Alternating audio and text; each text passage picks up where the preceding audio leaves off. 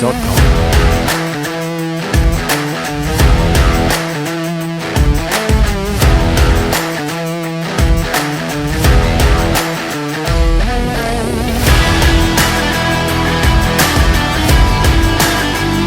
vincent.com.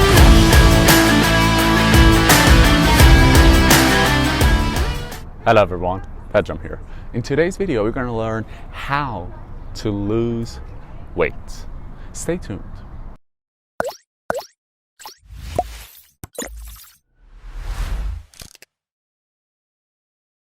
For fat loss, you have two plates that you have to move accordingly.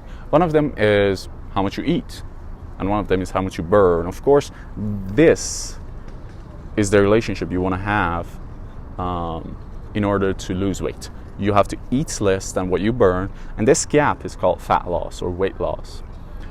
So the easier part, the easier method is not eating. The easier method physiologically, like physically, not psychologically, because most people, it's hard for them not to eat, especially these days that they don't have anything to do. They're just at home doing nothing, and they tend to eat because they're like, what do I have to do? I just eat. It's comforting, it's relaxing, I'm spending some time on it, so I'm burning some time. If you could get that down, that's going to help you a lot. Now, there are two ways that I would suggest for you to eat less. The first one is not eat breakfast and snacks in the morning until it's lunchtime. Eat your lunch, snacks, and dinner, and you have just emitted 500 to 700, 800 calories. 500 for breakfast, 200-300 for snacks, from your daily caloric intake.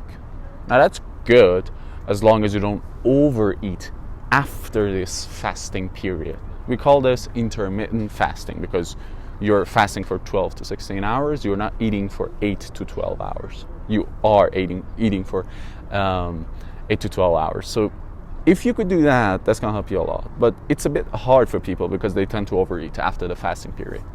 Now, the second thing that I would recommend for people who are just starting out is that if you could get your plate, and instead of eating all of it, you eat 75% of it. So what do I mean by that? For lunch, we have rice and beef, or rice and chicken. Just visually divide it into 4 parts and just eat 3 of them. Don't eat 1 of them. Now, after doing that for 10 days, you're going to learn what 3/4 of your usual amount is. So you eat 75% of your plates every single day. So basically for the whole day, you're eating 75% of your total calories that you were eating before that. So if you were eating 3,000 calories, for example, you're gonna be eating 2,200, 2,300 calories. So you are actually in a caloric deficit if you do that. So doing them, intermittent fasting, and doing the 75% method, you will lose weight because you are in fact in a 500 to 800 caloric deficit. So that's really good if you could do it. Psychologically, mostly. I don't care about physics, because physically that is the law. If you do that, you're going to lose weight. But psychologically, you have to get that down because it's a bit hard not to eat. If you're unemployed or if you are at home all the time, try to get yourself busy doing something, because if you're busy, you're not going to think about food all the time. So that's good. For number 2, which was how much you're burning. If you go to the gym and you build muscle, that muscle will actually have a higher metabolic rate, higher than fat. So it's going to burn more calories. So before going to the gym, you were burning 3,000 calories.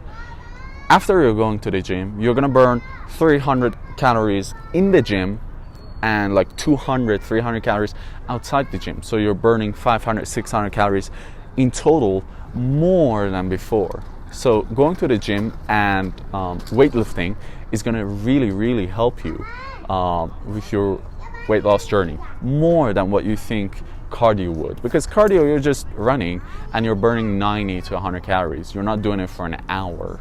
And doing that doing it for an hour will actually burn your muscles and actually will decrease your metabolic rate, which is counterproductive to what you want to do, which is weight loss.